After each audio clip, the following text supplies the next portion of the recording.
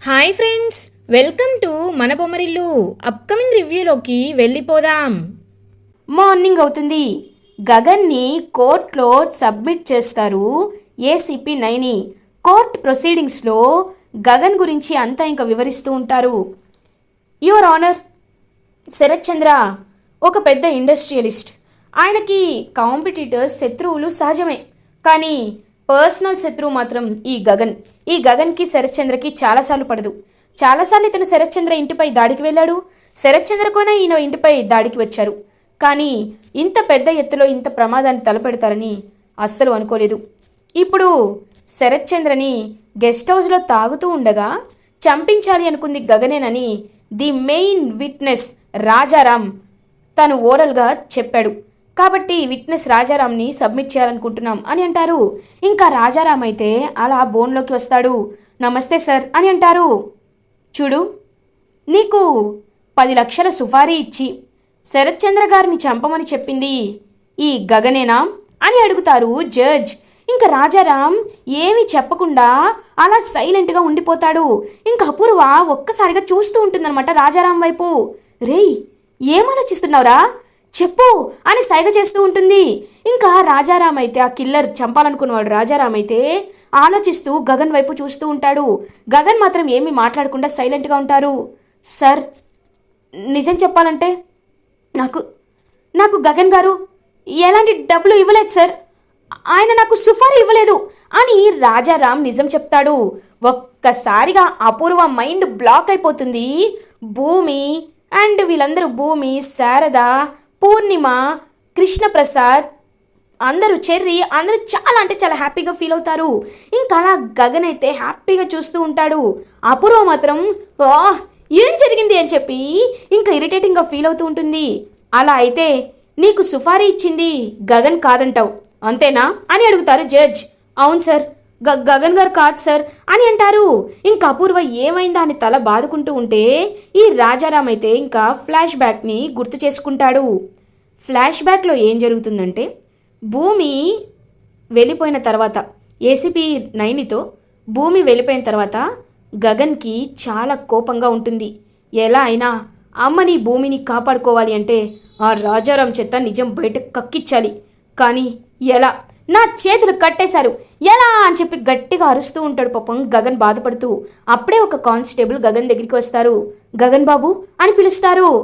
ఎవరు మీరు అని అడుగుతారు గగన్. బాబు, మా పెద్ద కూతురు మీ ఆఫీస్లోనే పనిచేస్తుంది బాబు. ఒకసారి నా హార్ట్ ఆపరేషన్కి మాకు తగినంత డబ్బులు లేకపోతే, ఎవ్వరు మాకు సహాయం చేయకపోతే మీరు మమ్మల్ని ఆదుకున్నారు బాబు.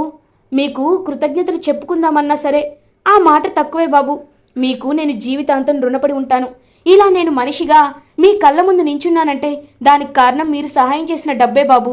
అలాంటిది మీరు ఎలాంటి తప్పు చేయరని నేను నమ్ముతున్నాను బాబు. చెప్పండి, మీరు ఏమడిగినా చేస్తాను. బాబు, ఇప్పుడు నైట్ డ్యూటీ కాబట్టి కేవలం కొంతమంది మాత్రమే డ్యూటీలో ఉంటాం. చెప్పండి బాబు, మీరు బయటకు వెళ్తారా అని అడుగుతారు. పాపం ఆ కానిస్టేబుల్, లేదు, నేను ఆ రాజారాం దగ్గరికి వెళ్ళాలి.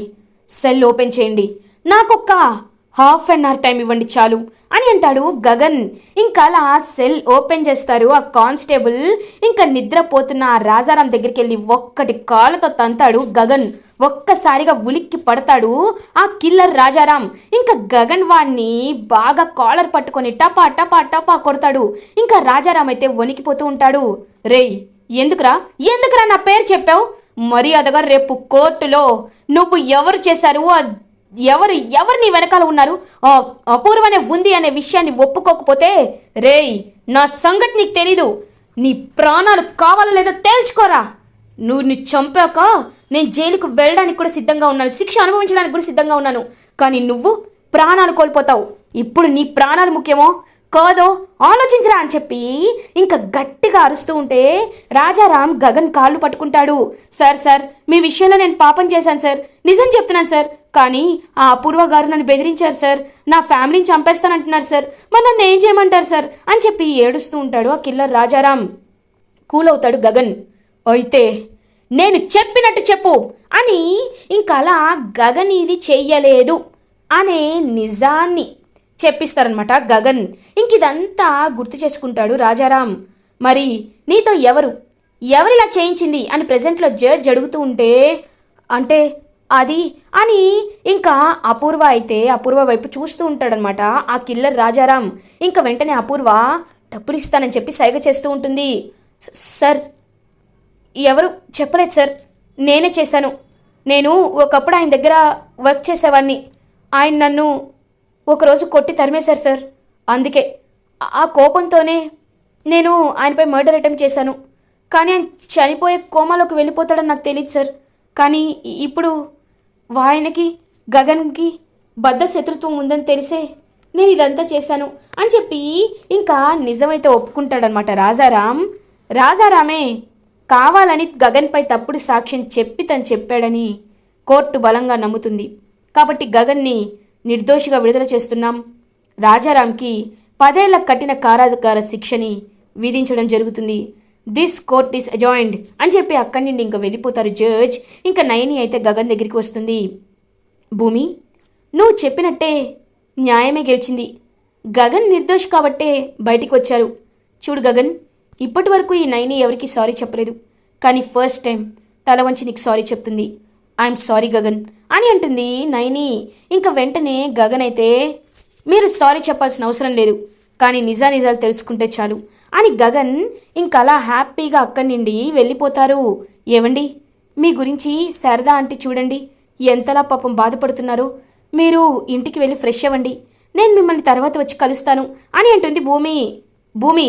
వెళ్ళాల్సింది మా ఇంటికి కాదు అని అపూర్వ వైపు కోపంగా చూస్తూ ఉంటాడు గగన్. అపూర్వ ఏమీ మాట్లాడకుండా కారులో ఇంటికి వెళ్ళిపోతుంది. మరి ఎక్కడికండి అని అడుగుతుంది భూమి.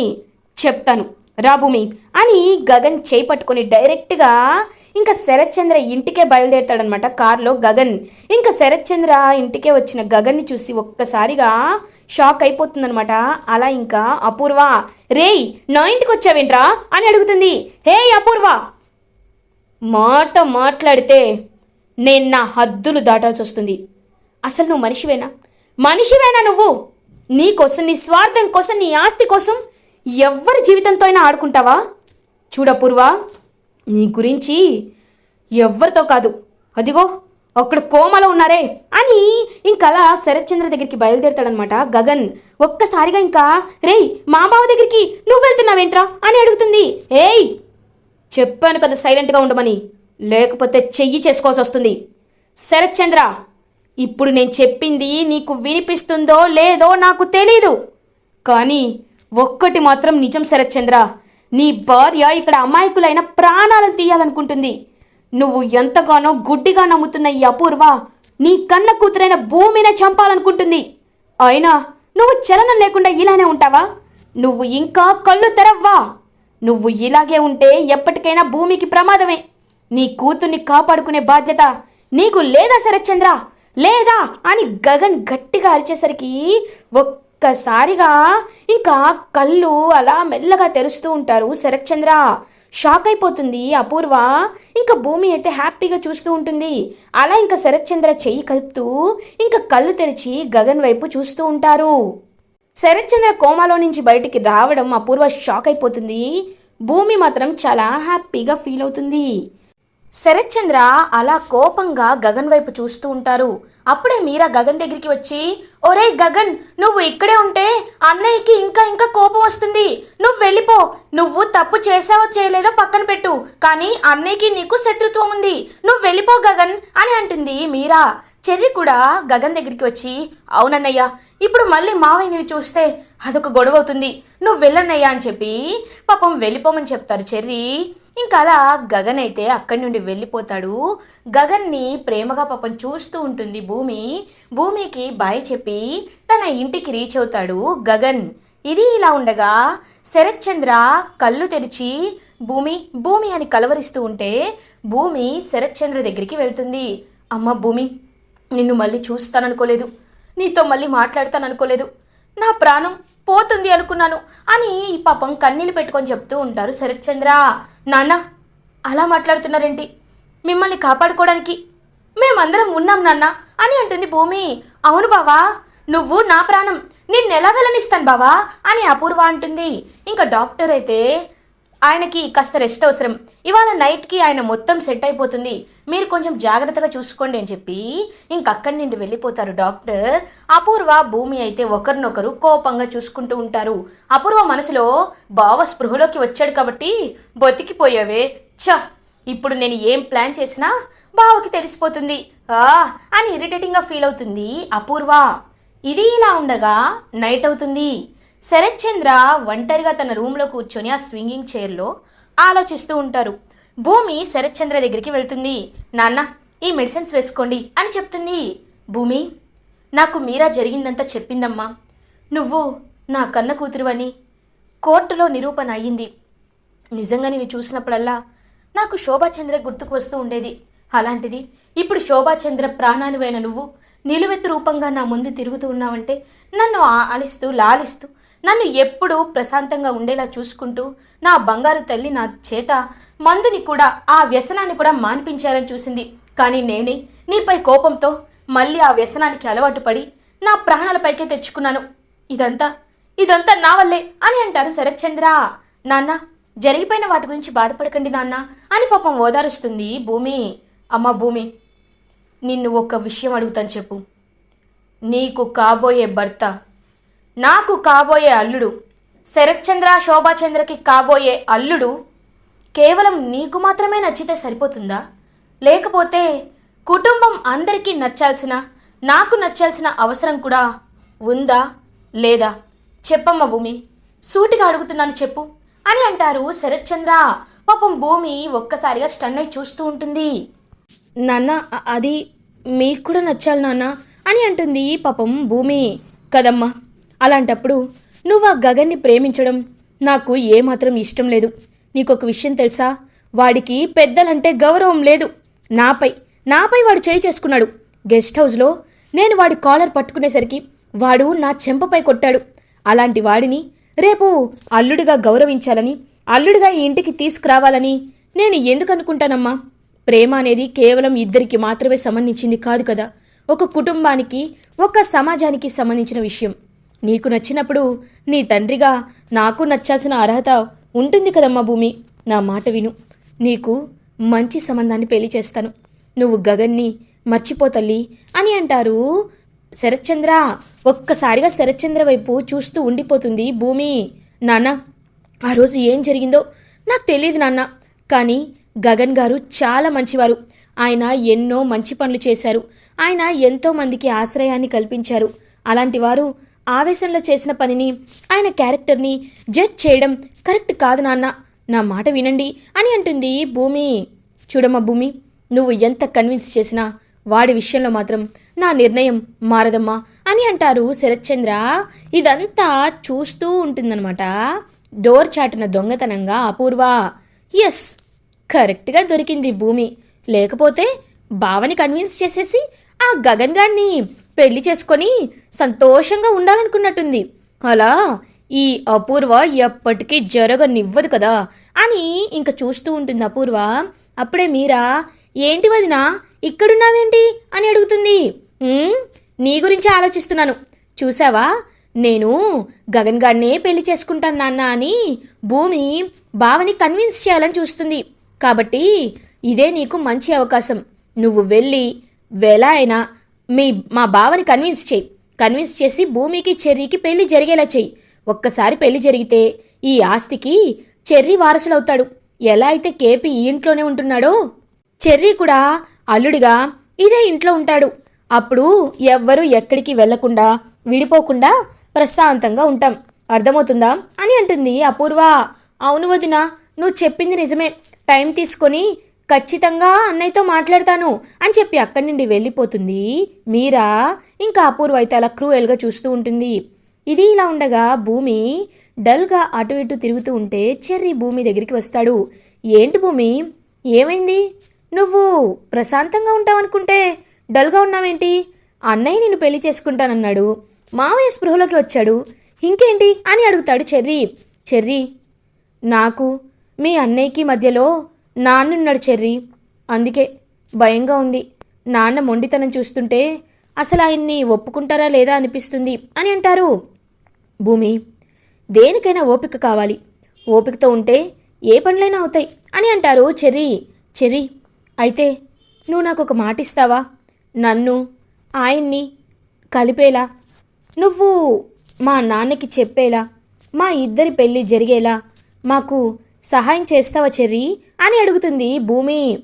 చూడు భూమి, నేను చెప్తున్నాను అని చెయ్యి వేసి మాటిచ్చి, ఎలా అయినా మీ ఇద్దరి పెళ్ళి నేను జరిపిస్తాను. రాముడికి లక్ష్మణుడు ఎలాగో గగన్ అన్నయ్యకి ఈ చెర్రీ అలాగా. నిన్ను గగన్ అన్నయ్యని ఒక్కటి చేసే బాధ్యత నాది. నువ్వేమీ దిగులు పడద్దు. నా వరకు వస్తే నేను ఎలాంటి సహాయమైనా చేయడానికి సిద్ధంగా ఉన్నాను అని చెప్పి పాపం మాటిస్తాడు చెర్రీ. హ్యాపీగా ఫీల్ అవుతుంది భూమి. ఇది ఇలా ఉండగా గగన్ ఇంటికి రీచ్ అవుతారు. గగన్ ఇంటికి రీచ్ అయ్యేసరికి శారద గగన్తో, నాన్న గగన్, నువ్వు అక్కడ ఎలాంటి గొడవ చేయలేదు కదా అని అడుగుతుంది శారద. లేదమ్మా, ఇంకొక విషయం చెప్పాలంటే ఆ శరత్ చంద్ర కోమాలో నుండి బయటికి వచ్చారు, ఆయనకి స్పృహ వచ్చింది అని అంటారు గగన్. ఒక్కసారిగా శారద చాలా హ్యాపీగా ఫీల్ అవుతుంది. దేవుడి దయ వల్ల ఆ శరత్ చంద్ర కోమాలో నుండి బయటికి వచ్చారు. అయితే నీకు భూమికి పెళ్లి చెయ్యాలనుకుంటున్నామని ఆయన్నే సమయం చూసుకొని అడగాలి అని అంటారు శారద. అమ్మా, ఇప్పుడున్న పొజిషన్స్ బట్టి అలాంటి ప్రయత్నాలు ఏమీ చెయ్యొద్దు, టైం ఉన్నప్పుడు మనమే వెళ్దాం అని ఇంకా అలా పాపం వెళ్ళిపోతారనమాట. ఇంకా గగన్ తన రూమ్లోకి వెళ్ళి భూమికి సంబంధించిన మెమొరీస్ని గుర్తు చేసుకుంటూ ఉంటారు. భూమి తను క్లోజ్గా ఉన్నది కానీ, భూమిని తను ఎప్పుడు కాపాడుతూ ఉన్నది కానీ, భూమి తను మాట్లాడుకున్న మాటలు కానీ అవన్నీ గుర్తు చేసుకుంటూ ఉంటాడు గగన్. ఇంకా అలా గగన్ అయితే నడుచుకుంటూ భూమి రూమ్కి వెళ్తాడు. భూమి రూమ్కి వెళ్ళి ఇంకా భూమి డ్రా ఒకటి ఉంటుంది కదా, డ్రా తీసి భూమి భరతనాట్యం మువ్వల్ని కానీ తన ఫొటోస్ని కానీ అలా చూస్తూ వెనకాల ఉన్న శరత్ చంద్ర శోభాచంద్ర ఫోటోని కూడా చూస్తాడు గగన్. ఇంకా అలా చూస్తూ పాపం హ్యాపీగా ఫీల్ అవుతూ పక్కకు పెట్టేసరికి అక్కడ ఒక లెటర్ కనబడుతుంది. ఇంకా లెటర్ని ఓపెన్ చేస్తాడనమాట గగన్. ఏంటి లెటర్ అని చెప్పి ఓపెన్ చేసి, చూడండి, మీరెవరో నాకు తెలీదు, కానీ చిన్నప్పుడు చెత్త కుప్పలో ఉన్న నన్ను మీరు కాపాడి నా ప్రాణాలని ఇచ్చిన ప్రాణదాత మీరు. నన్ను కాపాడి నన్ను ఒడ్డుకి చేర్చిన ఒక పడవలాంటి వారు మీరు అని ఇంకా లెటర్లో ఉంటుంది. ఒక్కసారిగా అదంతా చూసి షాక్ అయిపోతాడనమాట గగన్. మిమ్మల్ని కలవాలని, మీతో మాట్లాడాలని ప్రయత్నిస్తున్నాను, కానీ మీ జాడ నాకు తెలియదు. మీరు ఎక్కడ ఉంటారో ఏం చేస్తారో తెలీదు, కానీ ఖచ్చితంగా మిమ్మల్ని కలుస్తాను. కలిసి మిమ్మల్ని ఎలా అయినా చూసి నాకు ప్రాణదాత చేసినందుకు, నాకు ప్రాణాలని ఇచ్చినందుకు మనస్ఫూర్తిగా మీకు కృతజ్ఞతలు చెప్పుకుంటాను అని చెప్పి ఇంకా అలా భూమి అయితే గగన్ పరిచయం అవ్వకముందే ఆ లెటర్ ఒకటి రాసి పెట్టుకుంటుంది ఎప్పుడైనా గగన్కి ఇవ్వాలని. ఇంకా అదంతా చూసిన గగన్ ఒక్కసారిగా షాక్ అయిపోతాడు. అంటే నేను చిన్నప్పుడు కాపాడిన మువ్వే భూమి అని చెప్పి ఇంకా అలా ఆనందంలో స్టన్ అయిపోతాడు గగన్. ఎలా అయినా ఇంకా నేను భూమిని జీవితంలో ఎప్పటికీ విడిచిపెట్టను. శరత్ చంద్రతో మాట్లాడి ఏం చేసైనా భూమిని ఖచ్చితంగా పెళ్లి చేసుకుంటాను, నా సిరిమువ్వని పెళ్లి చేసుకుంటాను అని గగన్ చాలా హ్యాపీగా ఫీల్ అవుతారు. ఇలా ఎపిసోడ్ ఎండ్ అవుతుంది. ఫర్దర్ ఎపిసోడ్ రివ్యూస్ ముందుగా మీకు కావాలి అనుకుంటే మా ఛానల్ని సబ్స్క్రైబ్ చేసుకోండి. Thanks for watching.